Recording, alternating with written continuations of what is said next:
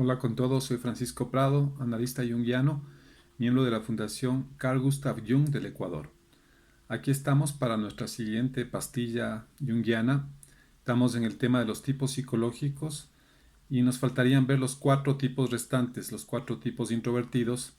Recuerden que para ver los 8 tipos de Jung necesitamos mezclar, integrar la actitud introvertido o extrovertida con las 4 funciones de la conciencia: pensamiento, sentimiento, sensación, intuición.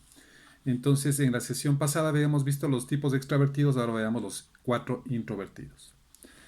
En el introvertido pensamiento, cuya imagen es más o menos como un filósofo, encontramos el proceso mental, el proceso del pensamiento dirigido hacia el mundo interior.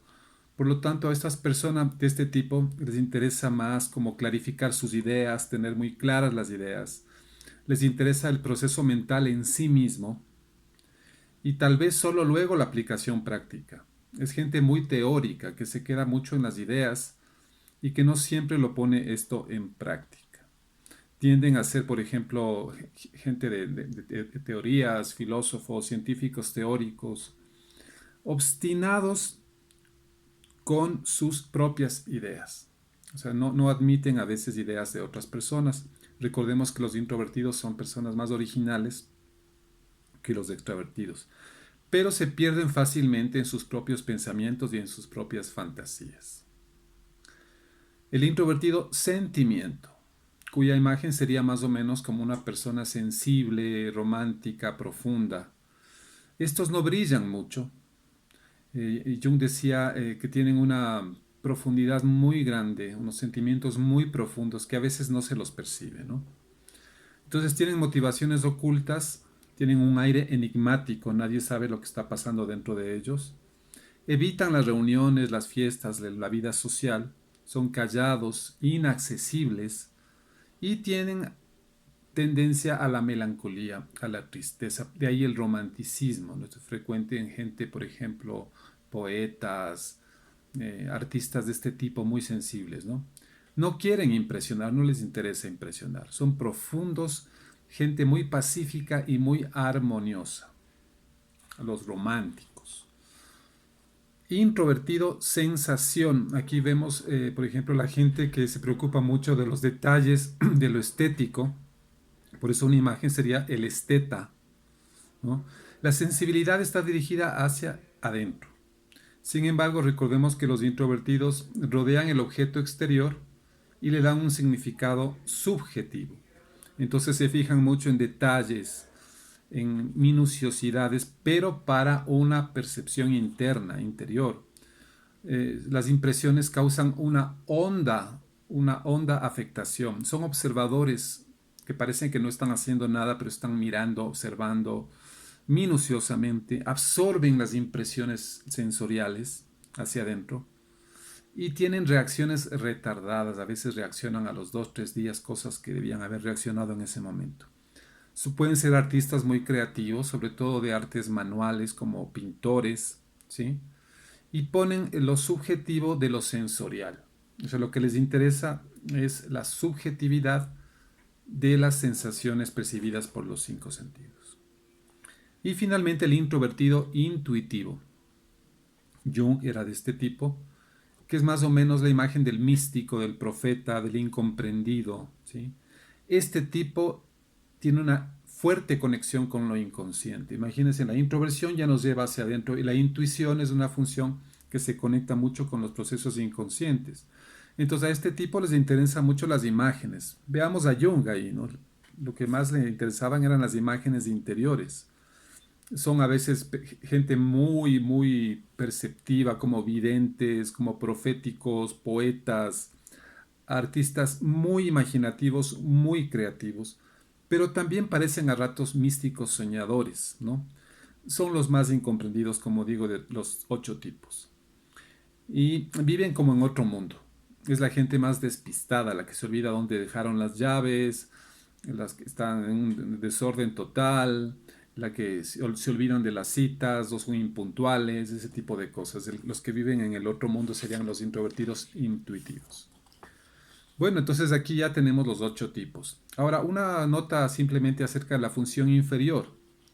Cada uno de estos tipos tiene la función inferior opuesta. O sea, si yo soy introvertido pensamiento, mi función inferior será extravertido sentimiento. Recordemos que pensamiento y sentimiento son opuestos y sensación e intuición son opuestos y introversión y extraversión son opuestos. Entonces la función inferior es la que es totalmente opuesta a la función superior. Por ejemplo, cuando el pensamiento es inferior, es un pensamiento torpe, ¿no? Es un pensamiento a veces obsesivo, por ejemplo, ¿no? Que le gusta rumiar, rumiar, como que urde tramas, sospecha, rumores, es rígido, es dogmático. O sea, recordemos que la función inferior es torpe, no está adaptada, no es la función lenta. En el caso del sentimiento sería gente demasiado sensible, con falta de tacto, que dice cosas y lastima a otras personas. No tiene ese tacto del sentimiento. Caprichosa. Y también el sentimiento se contamina con las emociones. La función inferior se contamina con los contenidos inconscientes. En el caso de la sensación, podría ser una sensación inferior como muy instintiva, muy compulsiva, muy dependiente de los objetos, personas o cosas.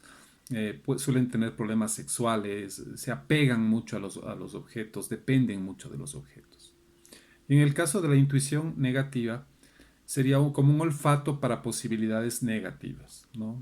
Son gente muy pesimista, está olfateando cosas malas, ven peligros en todo, tienen fantasías desastrosas y suelen ser paranoides también, o sea, urden también especulaciones de que están hablando sobre ellos o que van a pasar cosas negativas, etcétera, etcétera.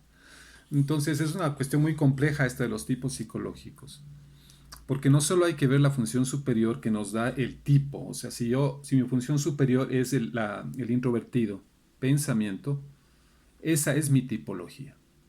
Y por lo tanto tengo que tomar en cuenta eso, porque es con lo que funciono bien, la función superior es con lo que yo funciono bien, lo que manejo bien, pero el inconsciente va a manifestarse con la función inferior, que en el caso de mi función, que sería la introversión pensamiento, sería la función inferior, la extraversión sentimiento.